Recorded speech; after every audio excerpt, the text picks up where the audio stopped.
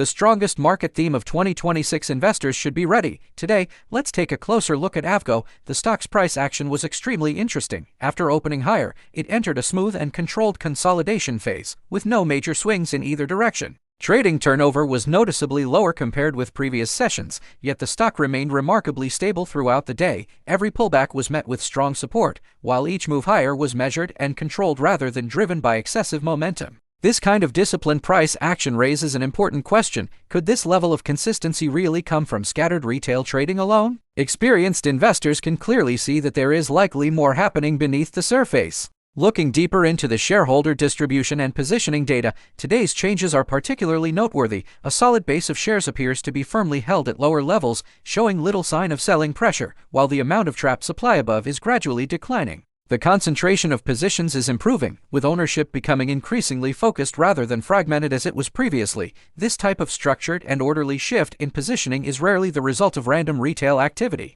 The gradual transfer of shares from weaker holders to stronger hands reflects a more deliberate process, suggesting that market participants with greater conviction may be steadily building exposure. We all know that retail investors typically do not act as a coordinated group. If you were a retail trader facing today's low-volume consolidation and repeated price fluctuations, could you remain patient without panic selling? Could you resist the temptation to chase rallies or sell into weakness? Could retail investors maintain large positions through volatility while absorbing short-term uncertainty? Could they systematically reduce overhead supply and drive the ownership structure toward greater concentration? Those who understand market dynamics can recognize that this type of price action is unlikely to be created by retail trading alone. Today's consolidation may simply be part of a broader positioning process. Once ownership becomes more concentrated, the next directional move will become the key factor to watch. Market moves with this level of structure and consistency are rarely random. The bigger question is, who is quietly building positions behind the scenes, and what opportunity may be developing?